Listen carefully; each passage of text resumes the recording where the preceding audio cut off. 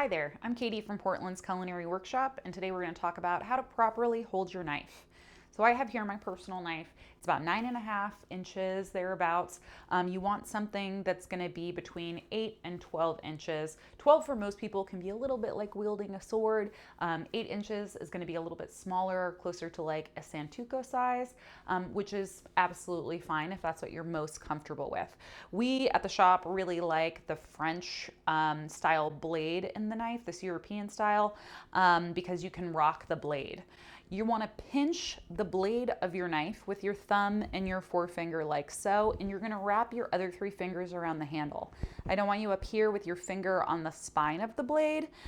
This is going to sacrifice about 1/5 of your control over the knife, so you want to tuck that right on back. You can see right here where the bolster meets the handle, it's actually curved, and that curve is there to cradle the curvature of your fingers. So remember that when you're pinching the blade and resting against it, if you pinch right on that curve, it's going to hurt your hand after a while. So make sure you're right in front of it, resting comfortably against it. Your other hand is called your guide hand. You're going to stabilize whatever your product is with your pinky and your thumb and curl so the fingertips are back behind the knuckle. A lot of chefs rest their blade right on the knuckle, and then they don't even have to really look at what they're doing because they've done it so many times. That's not you guys. You guys are eyes on the prize. Now, the 3 cuts that we do at the shop are first of all, landing the plane. It's going to be for larger items. A good frame of reference to know you should be landing the plane is if when you have your product right there in your bear claw, that's what we call this guy.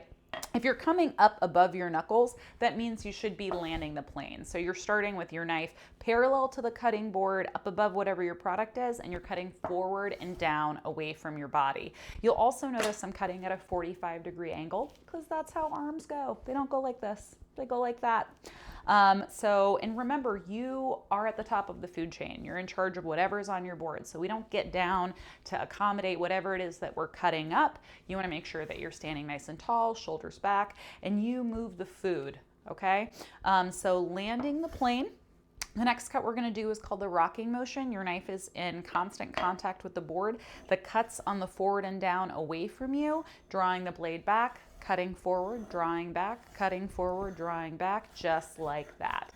A lot of people ask me about how they can get faster in the kitchen and their prep work, and that rocking motion is going to be the #1 way to do that.